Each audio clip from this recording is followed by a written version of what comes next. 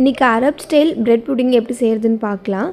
அதுக்கு ஃபஸ்ட்டு பால் நல்லா கொதிக்க வைங்க. கொதிக்க வச்சதுக்கப்புறம் 2 tablespoon custard powder add பண்ணி மில்க் இல்லைன்னா வாட்டரில் நல்லா லம்ஸ் இல்லாமல் மிக்ஸ் பண்ணி எடுத்துக்கோங்க. பால் நல்லா பொங்கி வரும்போது 4 டேபிள் ஸ்பூன் சுகர் ஆட் பண்ணி அது நல்லா மெல்ட் ஆனதுக்கப்புறம் மிக்ஸ் பண்ணி வச்சுருக்க கஸ்டர்ட் பவுடரை ஆட் பண்ணிக்கோங்க.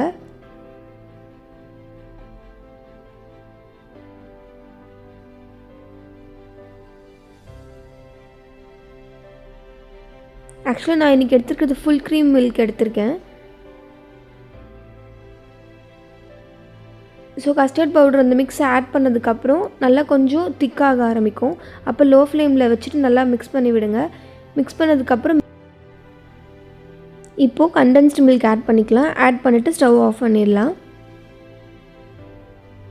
இப்போது பிரெட் ஸ்லைசஸ் எடுத்து இந்த கார்னர் எல்லாத்தையும் ரிமூவ் பண்ணிவிடுங்க. ரிமூவ் பண்ணிவிட்டு க்யூபாக கட் பண்ணிக்கலாம்.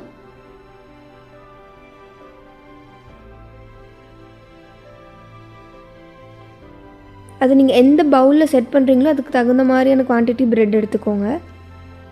எடுத்துகிட்டு இப்போ நம்ம செட் பண்ணுற பொறுத்து இந்த பவுலில் இப்போ இதில் வந்து ஃபஸ்ட் லேயர் வந்து அந்த நம்ம ரெடி பண்ணி வச்சுருக்க மில்க் மிக்ஸை ஆட் பண்ணிக்கலாம். ஆட் பண்ணிவிட்டு இந்த ப்ரெட்டை ஒரு லேயர் வச்சுட்டு அகைன் நம்ம இன்னொரு லேயர் வந்துட்டு மில்க் மிக்ஸ் ஆட் பண்ணிக்கணும். அந்த மில்க் மிக்ஸ்லேயே பாதாம் பவுடர் ஆட் பண்ணியிருக்கேன். இப்போ எல்லாம் முடிச்சுட்டு நெக்ஸ்ட் லேயரும் ஆட் பண்ணிவிட்டு நெக்ஸ்ட்டு ப்ரெட் இன்னொரு லேயர் வச்சுட்டு திருப்பி அந்த மில்க் மிக்ஸை ஊற்றிட்டு மேலே டாப்பிங்ஸ்க்காக ஆல்மண்ட் பவுடர் ஆட் பண்ணிக்கலாம்.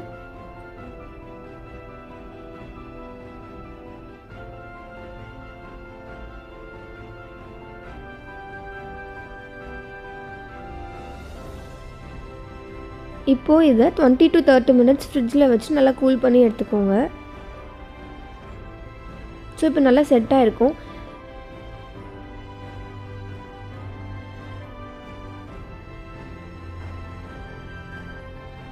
பார்க்கவே எம்மியாக இருக்கும். இந்த எம்மியான டெசர்ட் ரெசிபியை ட்ரை பண்ணி பாருங்கள்.